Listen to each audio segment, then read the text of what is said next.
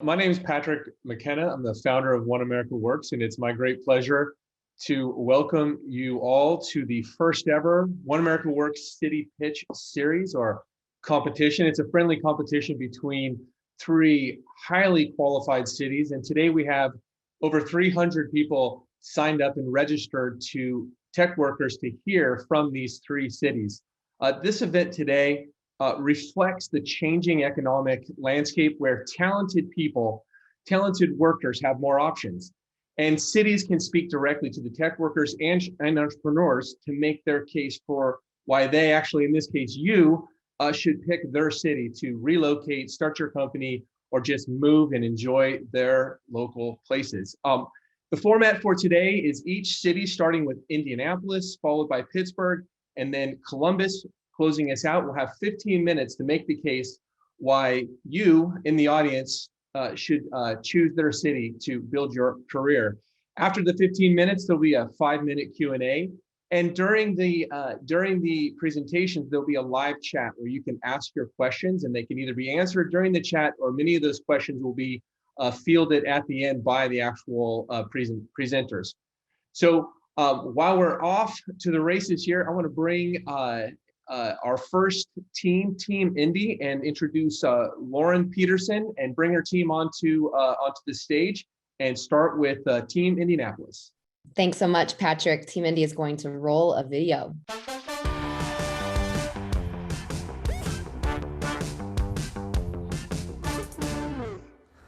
First question, is Indy boring? If boring means fun, yes it is. What the heck? No, Indy is not boring. I love this city. I can't even believe somebody would search that. Is Indy safe? Yeah, and I think Indy's safe. I think Indy has a lot of different types of that word. I think it's safe in the sense of public safety, but also in terms of, is the water clean? Is Indy expensive to live in? I don't think so. I live downtown and it's affordable for somebody like me who's a young professional. Is Indy diverse? Yeah, I think that's one of the things about Indianapolis that a lot of people don't think about is that it's a very diverse community. Is Indy worth visiting? Yes, absolutely yes. It's an amazing city with a lot of different experiences to offer. Is Indy dog friendly? I would say it's more dog friendly than kid friendly at this point. Is Indy a good place to live? I think one of the best parts about Indy is being able to have access to multiple environments, including the suburb and the city. Is Indy a big city? I think it's like the perfect size city. Is Indy friendly? I would actually say it's its top attribute. Good afternoon, everyone. My name's Lauren Peterson. I'm the Vice President of Stakeholder Engagement at TechPoint, and Team Indy is so excited to be a part of today's inaugural three-city pitch competition hosted by One America Works. As you've gathered from that great kickoff video, our goal is to do three things. We're going to educate, we're going to inspire, and hopefully retire the notion that Indianapolis is the best kept secret in tech.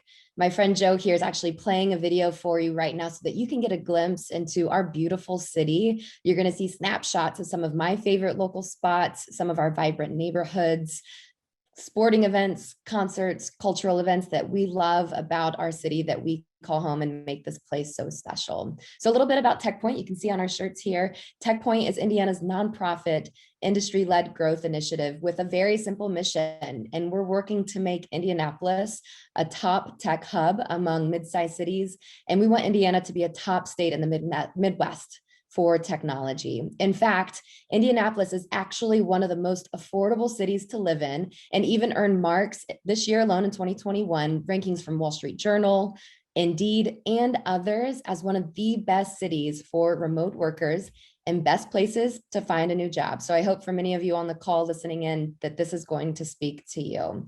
So today we've actually joined with our partners at Life in Indy, which is a collaborative initiative led by the Indianapolis Chamber that showcases what we love most about the Indianapolis region. And to do so, we've actually invited two individuals we call our Indy influencers, who are also leaders in our tech community, for a brief discussion so that you can hear from them and their lived experiences, why Indianapolis is so great. So I am thrilled to introduce them now, Lindsay McGuire and Kaleem McGill. Thanks for being with us, Lindsay and Kaleem. If you could, to kick off and share more about your backgrounds, tell us more about your journey, how you landed in Indy, and why you said yes. Let's go ahead and start with you, Lindsay. Yeah, hi everyone. Really excited to be here today and share my Indy story. So I'm an Indy transplant. I am celebrating 4 years in Indianapolis this year. I've actually lived in 7 cities across 4 different states throughout my life, and happy to now call Indy home. My husband brought me here, but I kind of made the decision to keep us here, which I'll talk about a little bit more later. But I actually have a degree in journalism from the University of Missouri, and currently I am the content marketing manager and Ripple Effect podcast producer at FormStack. We're a SaaS company that focuses on workplace productivity by digitizing manual and paper-based processes. But I actually first started in nonprofit world here and was attracted to the tech scene because we really do have a massive tech scene in Indianapolis, and the opportunities here were just too great for me to ignore. So I jumped ship on my nonprofit friends and said hello to my FormStack family, which I'll celebrate 3 years with them at the end of this year. So it's been a great journey and just happy to call Indianapolis home now. And we are so happy to have you, Lindsay. Thanks for being with us. Hey, Kaleem, welcome. Hey, thanks so much for having me, everyone. My name is Kaleem McGill. I'm a born and raised Hoosier, so I have called Indianapolis home forever. I actually went to Indiana University and majored in communications and culture. Took some time away from the city and moved to Chicago, where I was working for AT&T and some other big corporate agencies, and have moved back. And since has gone into some of the tech field here. And now I am the marketing manager at a product design agency here called Innovate Map. We are so excited to be here, and I can't wait to talk to you all a little bit more about Indianapolis and how much I love it. Thank you so much, Kaleem. Okay, you shared you're from the Hoosier State. You could have had every opportunity to leave and go somewhere else, but you didn't. You chose Indy. So share with us more. What was that aha moment where you knew that Indy was home for you? Absolutely. I think everyone ends up kind of having a feeling that they don't necessarily want to stay in their hometown. So I always felt like Indianapolis was going to be home base for me. It was where my family and friends were, but I always thought that it was going to be somewhere that I came back and visited and never ended up landing in. Took some time in Bloomington. I was far away enough for my parents that I had some distance where they had to kind of pop up. They had to make plans to come and see me. So I liked that. So I thought, let's go ahead and figure out kind of what's the nearest city that I really reflected in, and that was going to be Chicago. So moved to Chicago for a little bit and got really excited about being there. Loved my time there. But what I really got intrigued about was my time that I came back and visited. When I would come back to visit Indy, it was really nice to see that through these adult eyes and not necessarily seeing it as a high school student. So I realized some of the amazing things that they had going on, and I really wanted to be a part of that as I felt like the city was growing. So I decided to move back to Indianapolis, started a job here, but my real aha moment came when I started networking with the tech scene here. When I really actively started looking for a position here, I was at one of the powder keg events that we have here in Indianapolis, and I felt the community was so warm and welcoming. It's one of those places where you don't necessarily want to leave. You have that Midwestern, see ya, I'll say goodbye a couple times before I actually leave. And that's where I felt that I was getting an experience that was a little bit different than some of my counterparts that had moved to other cities. So I really thought that that was something that was worth looking into, and really encouraged me to stay and say that Indy has some growing potential and I can really kind of have a life here.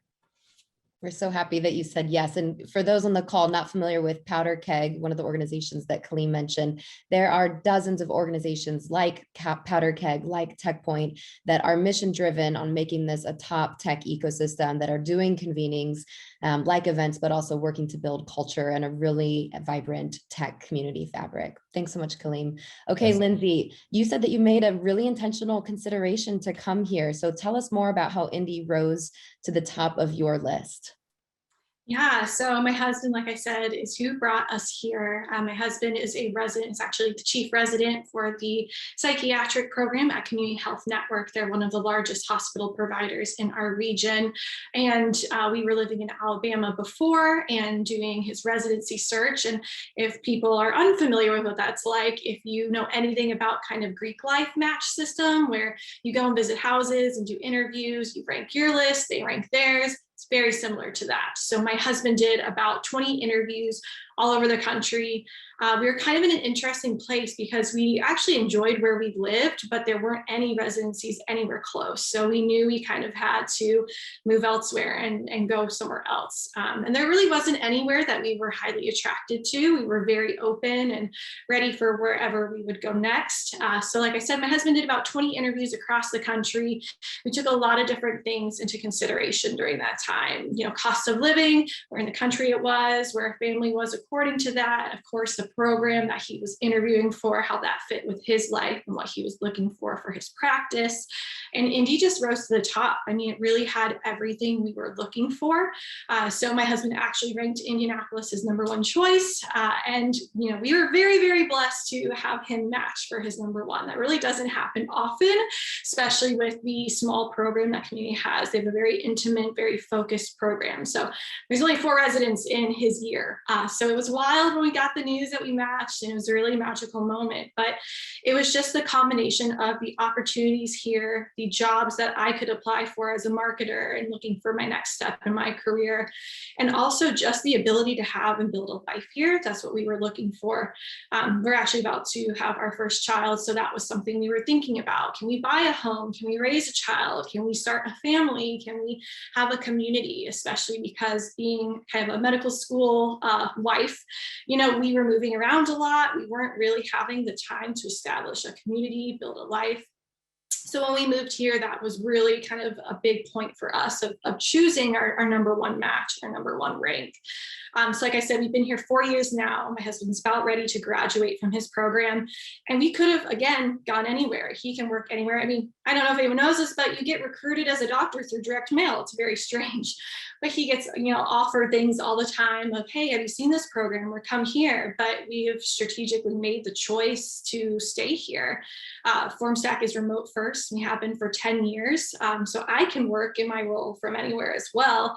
But it was just the right fit for us, and we've built a really great life here. And the opportunities we have, I don't think I can really access anywhere else. So he brought me here, but I made him stay here. And we're just really excited for that next chapter as he signs with Community Health Network for the residency faculty, and I continue my journey with FormStack.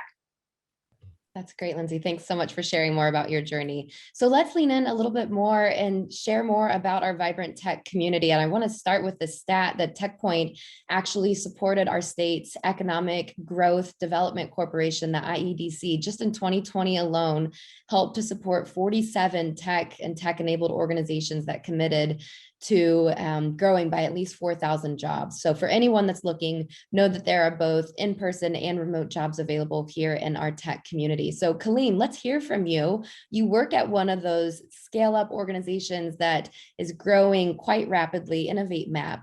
What's the best thing about working in Indiana's tech community?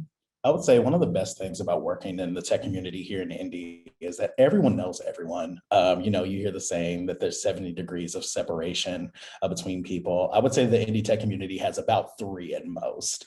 And a great example actually is we just yesterday had a launch of our new podcast. So we were doing a podcast launch and we were looking through parties and trying to find contacts.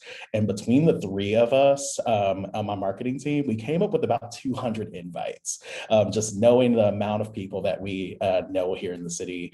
And what's really excited about that is that we cultivate real relationships. It's not necessarily just those relationships that are needed for business interactions and business development, but I think that people truly care and genuinely want to see each other win here. There's healthy competition, but I definitely can say that everyone is really, really out to see the city and all of our tech community win and to be put on the map as one of the new tech ecosystems. So that's what's really, really exciting about Indianapolis. It's familiar, it's friendly, and we see people all the time. I cannot wait to subscribe to that podcast, Kaleem. That's incredible. And of course, We've seen so many IPOs and acquisitions that help to make that familial culture truly a reality. Just in the last 2 decades, we've seen over $7 billion in IPOs and acquisitions. And I was even getting my start in the tech community before ExactTarget was actually acquired by Salesforce for $2.5 billion back in 2013. So it's great to be a part of those legacy acquisitions that continue to bolster our community and give back in so many meaningful ways. Alrighty, so before I turn it over to Lindsay for another question, I would encourage that if anybody's in the chat curious about anything that we've said so far or have questions directly of Kaleem and Lindsay, please do share with us in the chat. All right, Lindsay, if you could tell your colleagues or family or friends to convince them to come here and join you in Indy to live and work and play, what message would you give them? I think it's that you have everything you need in your own backyard. I've lived in a lot of places, and there have been places that have fit some of my needs, but not all of my needs. I would have to travel 2 hours to see a concert, or go to, a major league sporting event, or go to a very nice restaurant, or things like that. And in Indianapolis, of course, there are great cities close by. There's Cincinnati, there's Louisville, there's Columbus. But at the same time, you don't have to go to those places to get what you want, especially now that, we're able to kind of go out a little bit more and adventure out of our homes again. Everything I could ever want is here. And I think an unexpected thing is the diversity here. I have a great Ethiopian restaurant right down the street, St. Yards. I have a fantastic sushi restaurant called Osaka that is owned by a father and daughter. So whatever you want, there's something here for you. I think sometimes when people think of Indianapolis, or even broader, when they hear Indiana, they probably hear crickets, or, they think maybe corn, I don't know, or just like flyover city, that term. Midwest in general, I think a lot of people think that way, but I really had my eyes opened once we moved here, because I knew nothing about Indianapolis. I knew nobody in Indianapolis. And I was just kind of like, well, here we go, let's do it. I mean, I didn't know a cousin of a half brother of a stepchild kind of situation, like nobody. But it's just like Kaleem said, we're so welcoming here. And even in the tech industry and beyond, everyone is open and friendly. And, I'm part of so many different just like Facebook groups where I can ask questions and find out things and discover more about my city. I've lived here 4 years, and there's still so many places on my list to go. So the opportunities are here, and they're endless. And I think that's my favorite part, that I get to discover a little bit more about my city every week or every year. That is fantastic. And I love that we're continuing to work to retire those notions. Thank you, Lindsay. I am not seeing any questions come in the chat, so maybe we'll just take one more for our panelists. Kaleem, as we close here, what's it going to take to keep someone like you or your peers or Lindsay here long term? Absolutely. So Indianapolis, it's really interesting. For me, it's been home. It's where family has been. It's where friends have actually moved back to from being other places, which is exciting. But beyond that, what's amazing about that is that we get to have new experiences together. I feel like Indianapolis has been trying to continue to, like I said, get rid of those notions about it being boring. It has been actively kind of driving entertainment, activities, a bunch of different things to kind of put themselves on the map. Me living in the Broad Ripple District is something that's really exciting. And if you don't know about that, it's kind of one of our cultural districts and one of our areas in the middle of town that's very, very close to downtown, but also very close to the suburbs. So I get the best of both worlds in that situation. I'm able to walk to different things like coffee houses. I have a coffee house in my downstairs. I'm able to kind of check out different concerts, some of the things that we sponsor as a tech company. But there are just a ton of different opportunities. If you like brunch, we have it. If you like festivals, we have it. We have conventions. And that's something that's really exciting for me. And that's something that keeps me here, where it would be very easy to be in other cities, especially as we've kind of embraced remote work. Me being in Indianapolis shows the determined drive that the city has to make it engaging for someone like me to stay. And that's really what has kept me here. And that's what I'm excited about growing in the future. Fantastic. Kaleem and Lindsay, I think we could probably talk all afternoon, but we want to be fair to our other city partners. Thank you so much for being with us. Thank you for sharing more about your why. We hope that for those of you on the call that haven't yet visited Indy, are looking to learn more about our community, we'd love to welcome you. I'll put my email in the chat. Come to town. We'd love to show you around. We'll take you to Lindsay's favorite Ethiopian restaurant. We'll make sure we take you to Kaleem's favorite Tech Point and Powder Keg events. And you will hear more from us in the follow-up emails that One America will send on our behalf. Thank you so much. And Patrick, we will go ahead and pass it back to you. Great. At this time, let's welcome Team Pittsburgh. Hi, everyone, and welcome, at least virtually for now, to Pittsburgh. I'm Allison Treaster, the Senior Director for Talent for the Pittsburgh Regional Alliance, and we are excited to be a part of this city pitch and show you why Pittsburgh should be your next destination. I've lived in 4 countries and 7 cities, and while the vagabond lifestyle was great for a while, Pittsburgh has been home for the last 7 years, and I am thrilled to be an ambassador for our city and to help you all see yourselves living, working, and thriving here. One of the first things friends often say when they visit for the first time is, I didn't realize Pittsburgh was so beautiful. The 3 rivers are an iconic image for us. We have boating, kayaking, fishing, and with 446 bridges, water is a big part of our life and our landscape. There are also over 400 miles of hiking and biking trails, mountains, all right outside your door. And you can also work for a great company here, or you can even build your own. You may have seen the Duolingo billboard on 101 on your way to work. It's the most downloaded education app in the world, and it was built by a Carnegie Mellon alum right here in Pittsburgh. We have a quick video from Luis Manon, the founder of Duolingo, and some other entrepreneurs who are revolutionizing lunar payloads, combating food insecurity, and designing sustainable fashion. We're working to overcome hunger by crowdsourcing the delivery of surplus food to people who need it most. We are building a tech-powered movement globally. That's the community spirit of Pittsburgh. In Pittsburgh, we shape the world. I started Duolingo to give everyone in the world a chance to learn a language for free.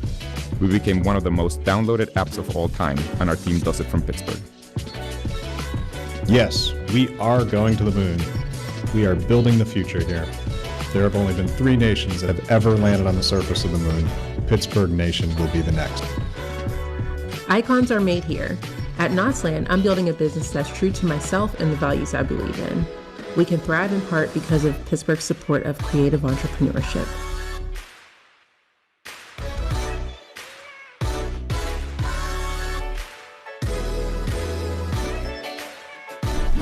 In Pittsburgh, purpose drives us. In Pittsburgh, you shape the world. In Pittsburgh, we build. In Pittsburgh, you can become iconic.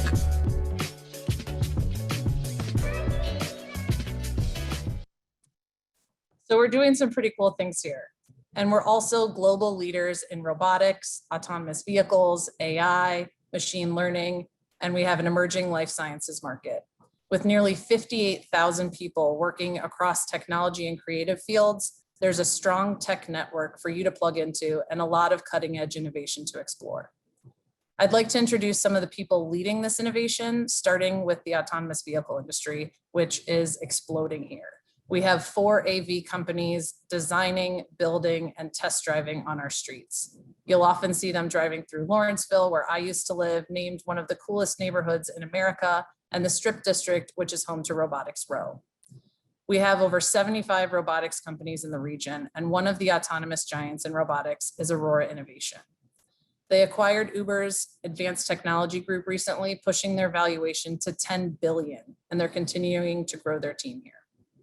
So I'm happy to introduce a tech lead manager and engineer from Aurora, Jesse Smith, who works on the simulation team and tests all of the code before it's embedded in any of the cars and trains on the road.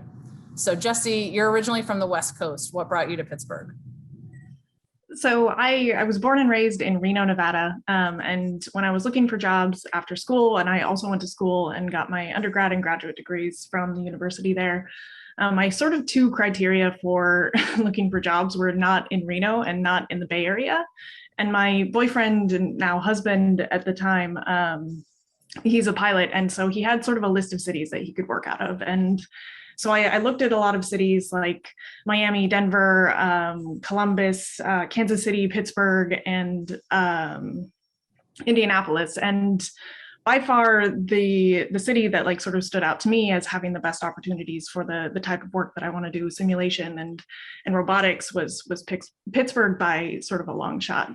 And so when I got my job offer here, we moved here and have been here for 5 years since. That's awesome. And I promise she wasn't a plant. The pilot had the decision to go anywhere, and those happen to be some of the same cities that mirror this competition. Can you talk a little bit about what you and your team are working on? Yeah, so simulation for self-driving cars is really about building a testing environment that makes it really easy and safe to get signal from code changes before it ever touches a physical vehicle. So we're responsible for building an environment that can provide basically anything you need to simulate environment or actors or anything about a self-driving car. So that's from the things like the road surface and lines on the pavement and plants and the animations of a pedestrian walking across the street, to sort of the intelligence of how other vehicles drive around the world and interact with the self-driving car. Above my pay grade, but we're very glad to have engineers like you in Pittsburgh working on this. So what are you most excited about for the future of autonomous driving and mobility? Oh, I think that it has the potential to change the way, the fundamental landscape of how we move things and people through the world. And I think self-driving cars has a really unique opportunity to make a huge socioeconomic impact on people who are sort of limited by their mobility options. So people like the elderly or folks who can't drive themselves to the job really find it hard to find a job, or their opportunities constrained to places that are close to where they live. Or my grandparents had to move into a retirement community once my grandfather stopped being comfortable with driving, and they could have stayed in their home had they had self-driving cars. So that sort of like social motivation, coupled with just a bucket full of all of the most interesting technical problems to solve, is sort of what makes this like the coolest industry. Well, thank you so much. And Jessie will also be back for Q&A if we have questions for her, but we're really looking forward to watching Aurora and seeing Pittsburgh lead the way to an autonomous future. So thanks so much for being here with us today. Autonomous vehicles aren't the only things we're leading on. Whether you're working remotely and considering a new city, or looking to move and start fresh, Pittsburgh has a world of cutting edge opportunity in tech. Everything from robotic farming to additive manufacturing, fintech, cybersecurity, life sciences. And I know Columbus and Indy are likely to be talking about the big brand name tech companies. They're here too. And what's unique about Pittsburgh is that those companies are here to work on their hardest problems and their coolest tech. Amazon's footprint here is focused on Alexa and machine translation. Facebook has their virtual reality research center here. Microsoft is expanding cloud capabilities. The list really goes on. And they come here to work at the forefront of what's next in tech, with some of the smartest people in the world and university partners like Carnegie Mellon. We also have great professional and social networks for you to plug into. Regular meetups are happening across the region, highlighting different industries and technologies, bringing together professionals every month, every week, to socialize, sometimes even to spin something new out. And as we're slowly getting back into the real world, I'm also launching a new monthly meetup series to help welcome and connect newcomers to the region. And that might be, going to a new fun bar or restaurant. It might be a weekend riverfront trail hike or a fireside night. We want to provide a bunch of different opportunities so you can find where you fit best in Pittsburgh. But we all know there's a lot more to life than work. And we're also really excited to share the fun side of Pittsburgh with you too. For starters, we have a vibrant arts and music scene here with 30 concert venues, including a Grammy-winning symphony. Phipps Conservatory and Botanical Gardens is one of the greenest spaces in the world. And we also have 32 world-class museums, including the Andy Warhol Museum. So on that note, we are excited to have Senior Director Dan Law joining us from the North Side. Dan, what's up at the Warhol today? Hi, everybody. I am sitting in the middle of our Silver Cloud room. So just to give you a little bit of context, Andy Warhol invented the first immersive experience, and he did it with live music, film, and these guys, which are giant pockets of Mylar. And they sort of bounce around this room. You can actually push them around yourself. I'll push them towards you. And actually, it's everybody's favorite room in the entire museum. And you can come see it too if you move to Pittsburgh. But a little bit more about the Warhol. We are the city of Pittsburgh and the region of Western Pennsylvania's largest arts and culture tourism destination, but we're also a global tourist destination. 70% of our visitors are coming from not just around the country, but across or around the world. So when you think about it, Warhol has this very interesting global reach and this big global brand, but we're also making this enormous local impact. And we're specifically focused on the creative economy. So we've talked a lot here about tech and the cool stuff that we're doing with like autonomous vehicles and automated systems and advanced technology. But what the Warhol's doing is thinking about our creative economy and our creative workforce. So over the next 3 years, if you engage with the Warhol and you get to work with us, you're going to look at talent development, the new type of creative ecosystem in a post-industrial city. You're going to think about creative placemaking, live events, concerts, public art, and then you can work on really, really cool dynamic projects like reimagining what a new arts and culture district could look like in Pittsburgh. So there's just so much really cool opportunity to engage with us. It's not just tech, it's a huge arts and culture scene. And one of our chief leaders of this blend of tech, entrepreneurship, and arts and culture is my friend and actually boss, because she's on our board of directors, is Nisha Blackwell.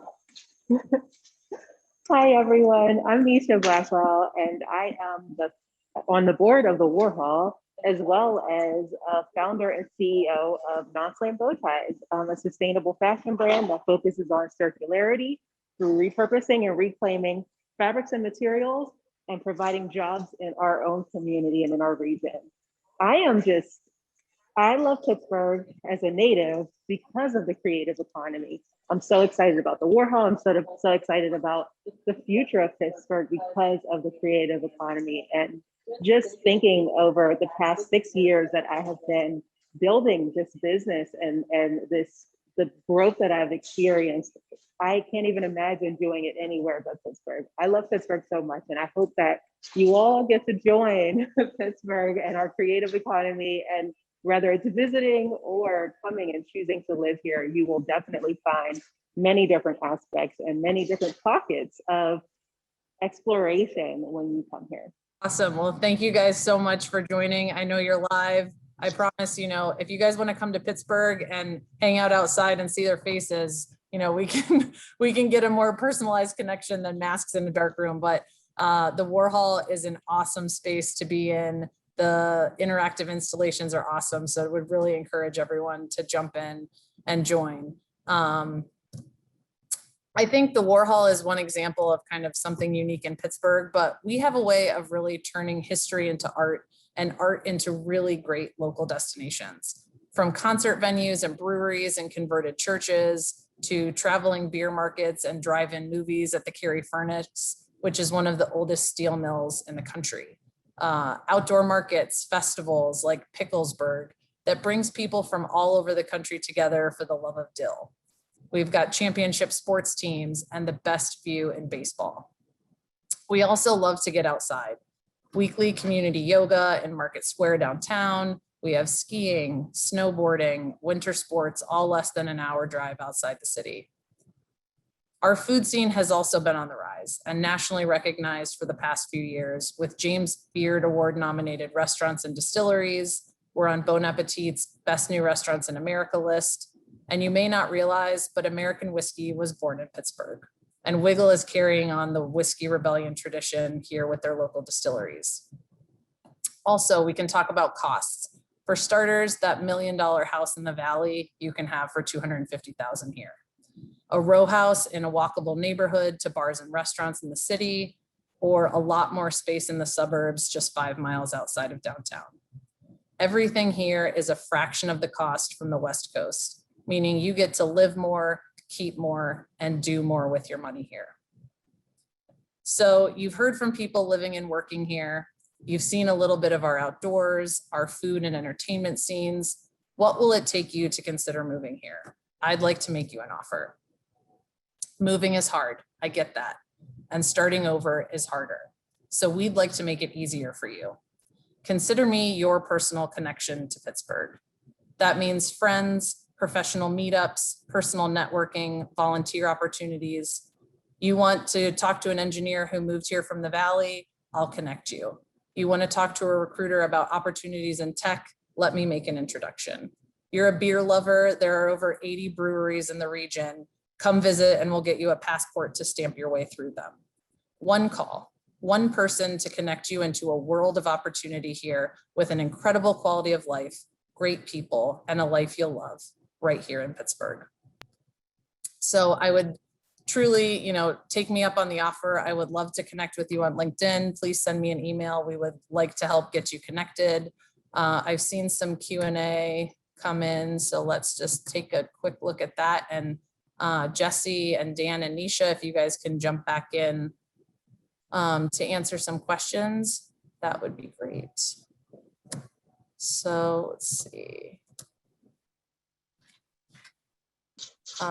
What resources do you have to help early stage companies and startups?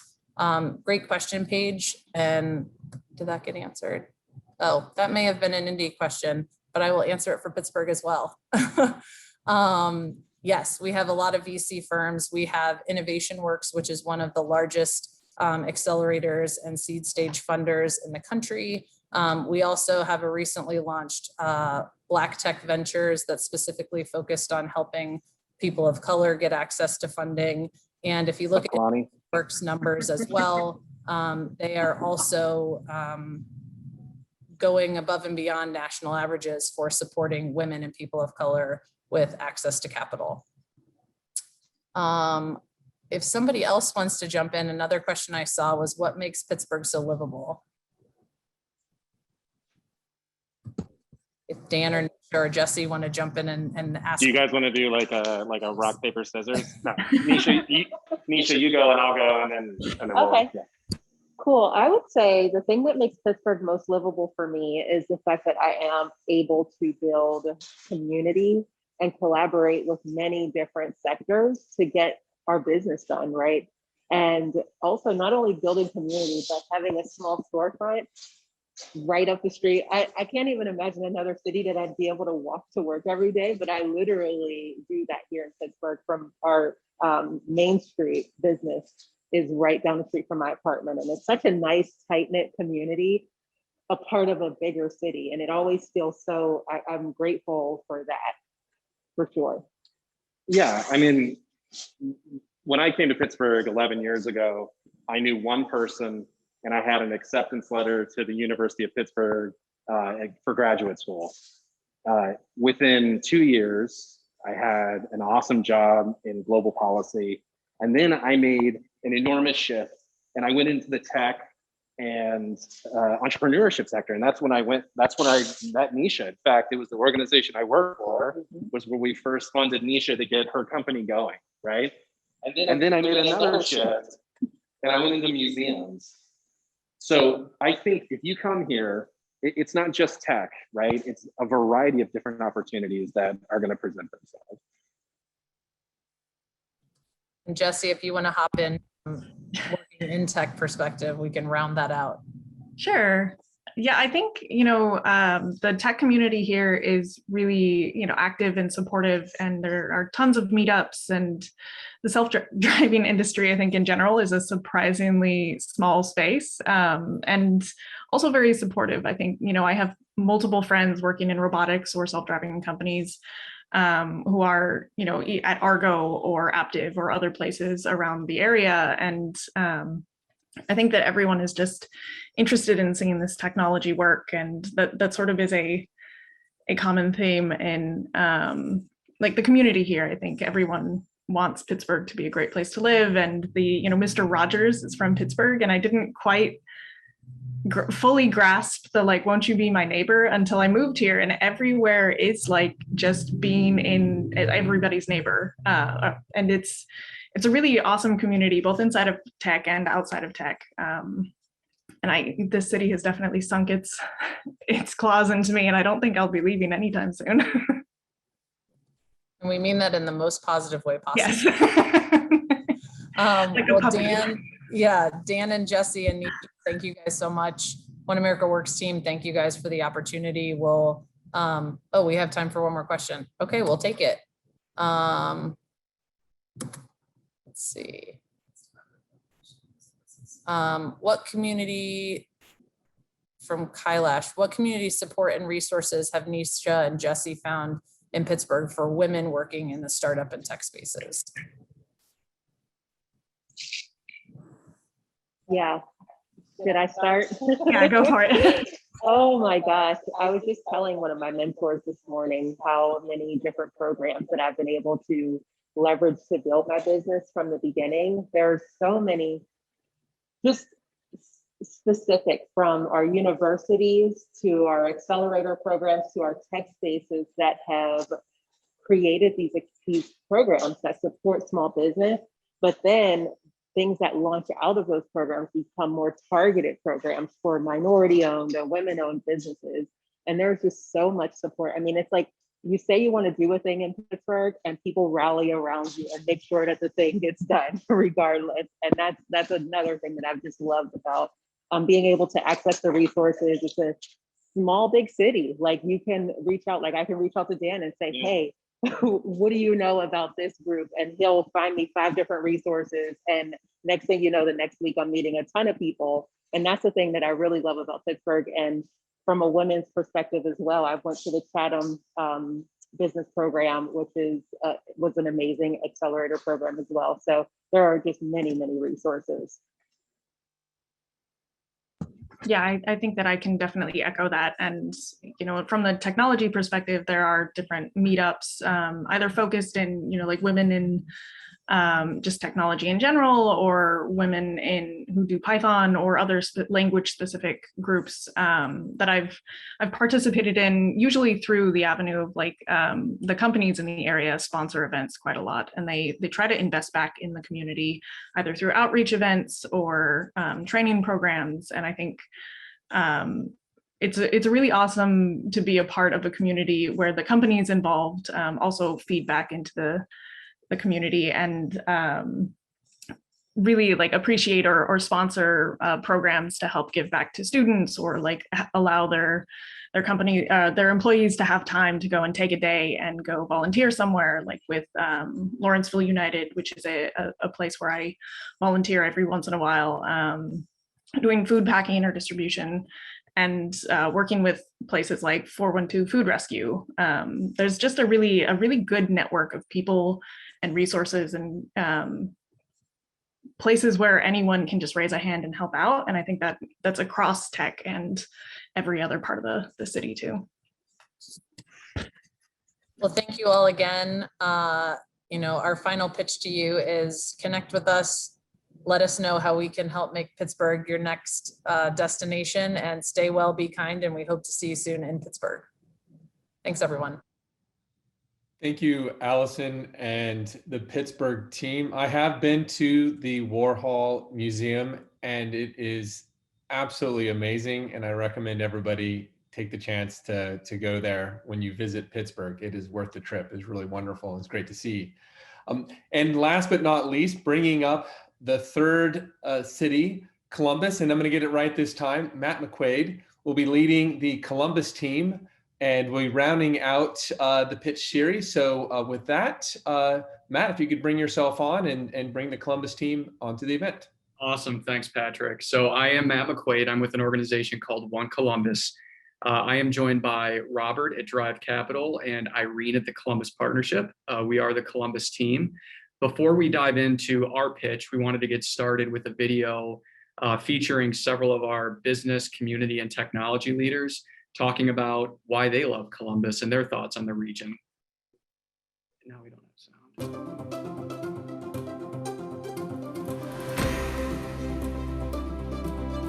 Hey, I'm Alex Frohmeyer. I'm the founder and CEO of Beam Dental. My name is Matthew Benson. I'm the co-founder and CEO of eFuse. Columbus is a wonderful place to build a business. The talent and the people that exist here are just so down to earth, genuine, and gritty. Take a hard look at Columbus because we got some special things going on here.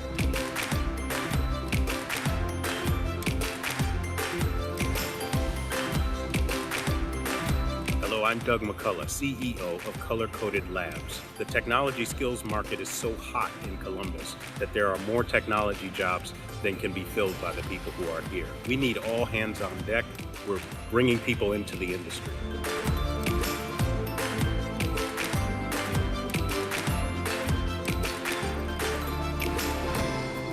My name is Keith Bennett. I work for a Scottish craft brewery called Brewdog. We're so delighted we decided to put our US operations here. I moved over to Columbus in 2015 and was meant to be here for 1 year, but I've been here for 6. Can't say enough about what an amazing city it is.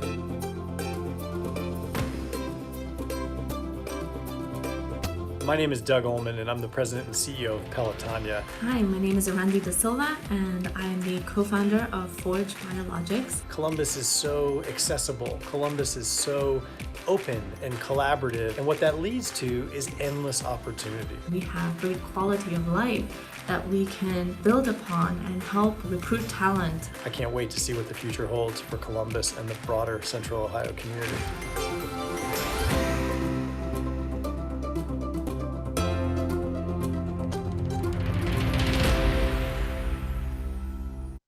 The way we're going to break things down here is, so my organization is responsible for economic development in the region. I'm going to talk to you about what Columbus is, sort of the size of the city, the demographics, all that kind of stuff. I'm going to turn it over to Robert with Drive Capital to talk about their story and the tech ecosystem here.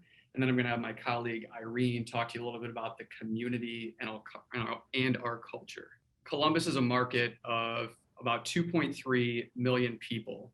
The city itself is the 14th largest in the US, and we lead the Midwest in job, population, and economic growth. And there's really a couple of dynamics that that drive that and that play off of each other. One being the economic base, the other being our talent. So walking through the economic base real quick, we'll start with the large companies. So the Columbus region is home to 16 Fortune 1000 headquarters, which ranks in the top 3 on a per capita basis in the country. And the way the economy breaks down is very diverse and very dynamic. You have a little bit of everything in the Columbus region. No one industry makes up more than 17% of the overall economy, which when you look at our success and our growth, that's because we're not over-indexed in any specific area. And those industries are really strong, and the companies that are in those industries are really strong. And I'll just run through a couple of examples. Automotive, we're the home to Honda of America Manufacturing, Inc. We're home to Honda's North American headquarters. Financial services, JP Morgan Chase & Company. We are their 2nd largest employment hub in the country and their largest global technology center. Nationwide Insurance is headquartered here. Aerospace and aviation, we're home to a large Boeing research center and the corporate headquarters of NetJets. Fashion and apparel, Abercrombie & Fitch and L Brands are both headquartered here. Advanced computing, Google, Facebook, Amazon Web Services, all have invested billions of dollars in the Columbus region over the past 5 years. We have a growing biopharma industry with American Regent and Abbott Nutrition. It's also a major market for academic and applied research, with Ohio State being one of the largest academic research institutions in the country, and Battelle Memorial Institute, which is the largest nonprofit contract research organization in the country. And then, of course, we're the state capital of Ohio, and Ohio State in and of itself is a major economic driver. Now to the talent side of things. We rank in the top 10 nationally in millennial concentration, and we're the only region east of the Mississippi to rank in the top 10. And a major driver for that is the fact that the strength of our economy drives a lot of people into Columbus. We see a lot of positive in-migration. You probably saw in the previous slide that we're forecast to add 1 million people by the year 2035. We also retain a lot of our college graduates. When you just look at Ohio State, we keep about 50% of those graduates in the market, which is a larger share than Austin keeps of University of Texas graduates. It's also a larger share of what the Raleigh-Durham area keeps of Duke, UNC, and North Carolina State graduates. And these are all 2 major reasons why CBRE ranks Columbus as one of the 11 markets to thrive in the next decade. It's because it has all these ingredients: diverse dynamic economy, population growth, scalability, and a low cost of living.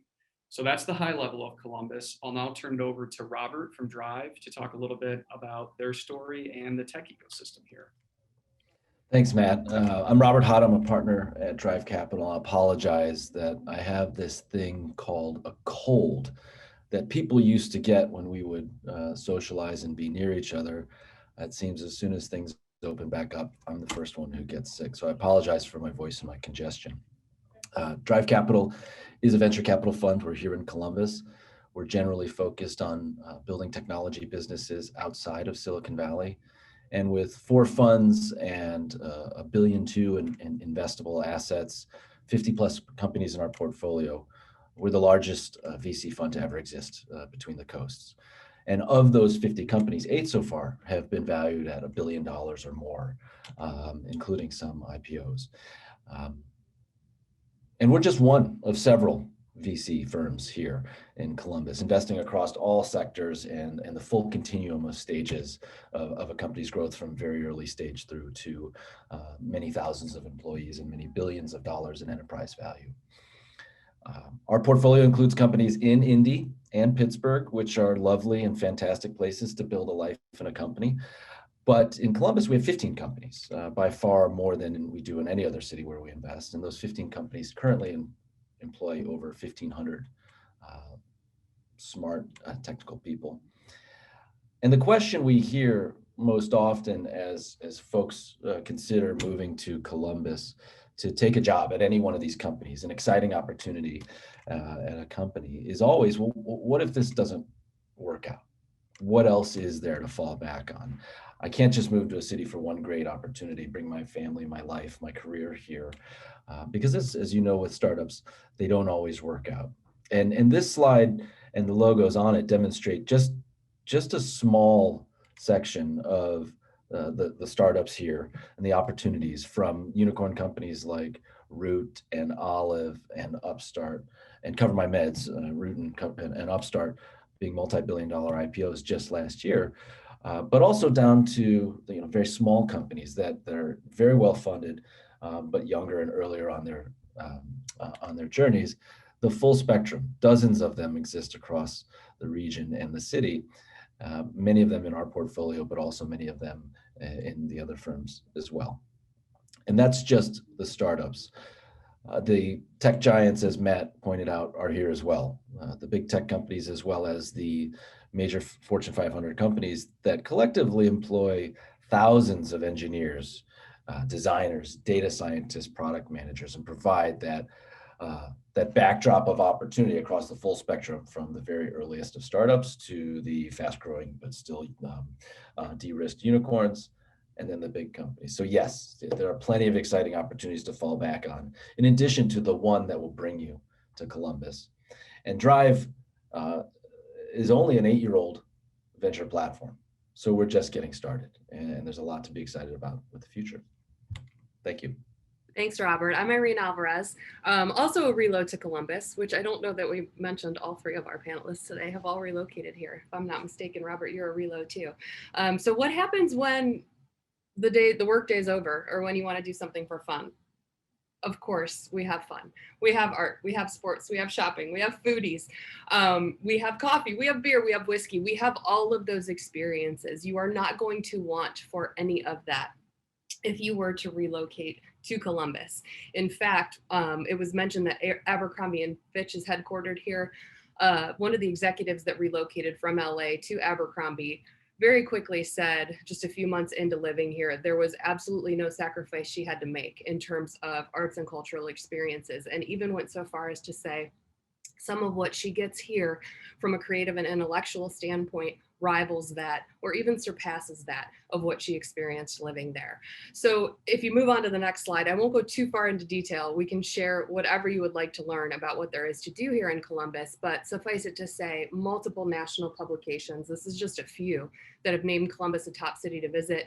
Not to mention that we are repeatedly ranked as the top 10 best big cities to live in by Time Magazine, by Livability, and by many, many others.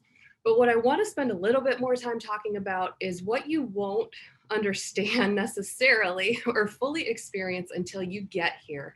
And that is the experience of the Columbus Way. Matt, if you could flip to the next slide. The Columbus Way is this phrase that started to come into the local vernacular, sort of organically emerged as this description of how things work and how we get things done in this community, in this special place that we all love. We started to ask ourselves, what does that really mean when people are saying it? What is the shared definition of the Columbus Way? Because it started locally, then it took on national prominence in national media, or Harvard University started to study us and tried to understand what is it that's making this community tick. Through a lot of that, study and research and lots of other things that we did to really understand what it is, it really comes down to the things that this place values the most: ambition and a drive to never ever sit still. Collaboration, which is the recognition we here in Columbus know we go further faster if we do it together. Fellowship and a genuine sense of care for our coworkers, for our neighbors. You might call it Midwestern nice, but it really helps people accelerate dreams here. Inclusivity, which can certainly mean diversity and equity, and it does. This is a community that values that. The city of Columbus has scored a perfect score on the HRC Equality Index multiple years in a row. Many of our corporations have done the same. There's a spirit of progressiveness here, but inclusivity also means something else, particularly related to the life and career that you'll live here. It's open to many, many people. Doug Ullman said that up at the front when he was in the initial video. And Acacia Duncan, another person who relocated here, she said, it's easier to get wherever you want to be here. And I'm not just talking about the geography, the access to opportunity, the access to leadership, the access to advance whatever it is that you're looking to do. And then common good, and the sense that service that benefits all is at the forefront of everything that we do. This value set, this belief system that is very real here and exists among our populace, is why everything that Matt and Robert said has happened here, and why we continue to be the shining star of the Midwest.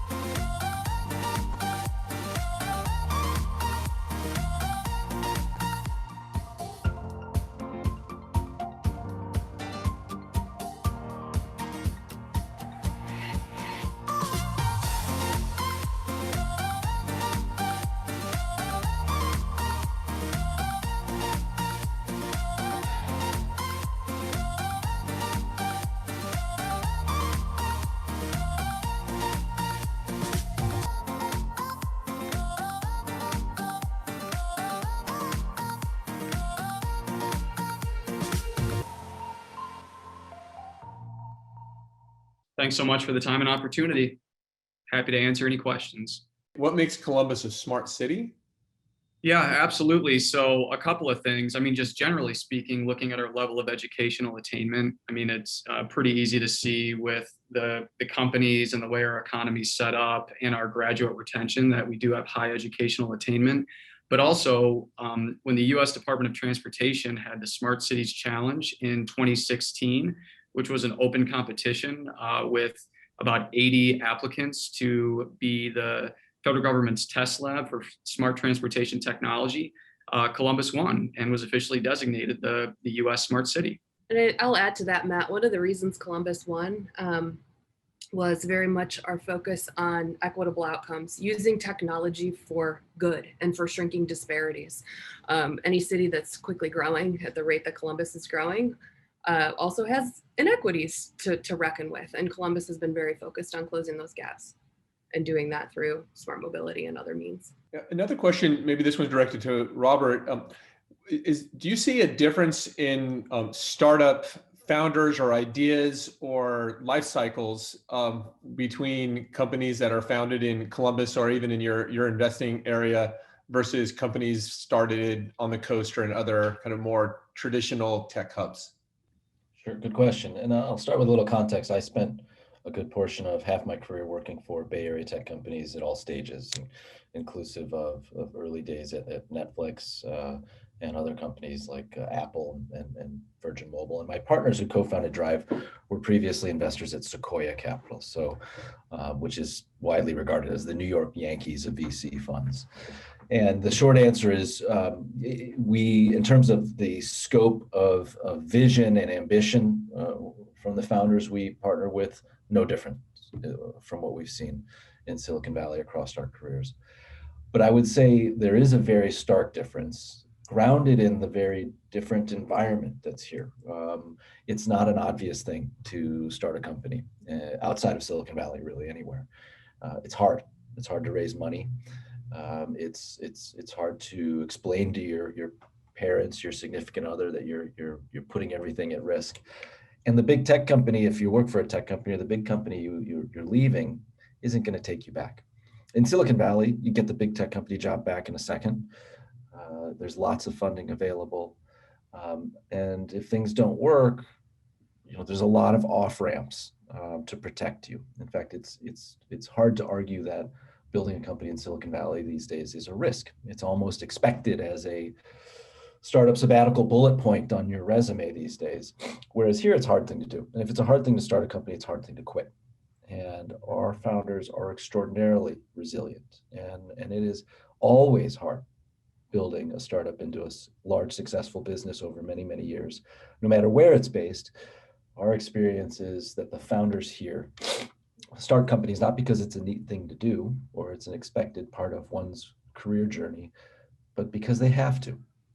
And because they do it, because they have to, the grit and resilience that goes into all of those hard things that follow is unlike anything we've seen in any other region. And it's benefited those companies, it's benefited their employees, it's benefited us as investors. So that's the number one difference we've noticed.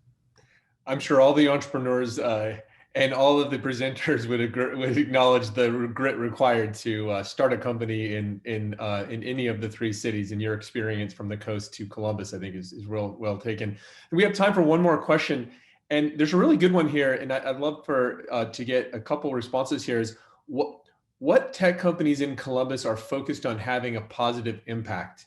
And I know it's a different problem set when you see with different cities, and I'd love to see your perspective of what that means to you all, and then we can kind of close out from there. So I'll give one answer, and then I'll turn it over to Robert and maybe Irene if they have perspective. But one of my favorites is a relatively early stage company right now called Honest Jobs, and their technology is basically a platform like Indeed that helps connect individuals with a criminal record to employment. And the technology vets the employment opportunity to make sure that if the person with a criminal record is interested, they have the highest probability of actually attaining that job, which is, I think, a great technology because millions of people are written off from having a second chance based on a one mistake that could be as simple as getting in a fight in college or something like that. So I'm a big fan of that one. They've got a great technology and I think make a tremendous impact. Robert, Irene, anything to add from your perspective? Yeah, quickly. I mean, I'd say when you get outside of Silicon Valley and into a city such as Columbus that has all of these assets and yet is at a very early stage in its growth path, all entrepreneurship is social entrepreneurship.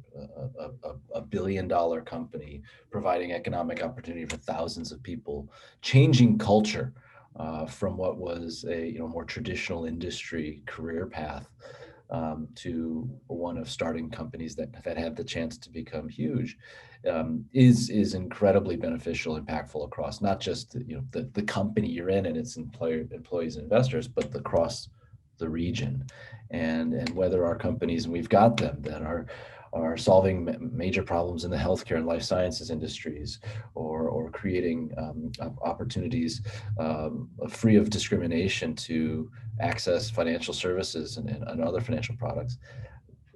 The net benefit of these companies being successful is increased opportunity and change culture across the entire city in ways that don't exist in other regions in our experience. And maybe one more example that came to mind was Azadi, which uses blockchain and e-procurement to increase food accessibility. So different entities that are involved in the food supply chain, but it also includes food banks in particular, and they have a social impact mission tied directly into that. And for anyone interested, there's a local organization here called Social Ventures that focuses specifically on businesses with a non-negotiable social innovation component in their model. Well, this was a really great way to wrap up our first ever city pitch competition / series. Okay, I gotta go. And I want to thank you all for joining. I apologize for going a little bit over time. If all the participants could open their videos, we were going to do a quick snapshot of everybody. If we got one more minute. To all the participants, we will be sending out contact information for everybody, and you can feel free to follow up. Allison made it really clear that she's ready to hear from you. I know there are others as well who want to hear directly from the participants, and we will be sending out recordings and follow-up notes. And we just so appreciate everybody's hard work on putting this together. The participants, the direct stories. It is an important message to get out there, and we want to just thank you all for the efforts that you're doing.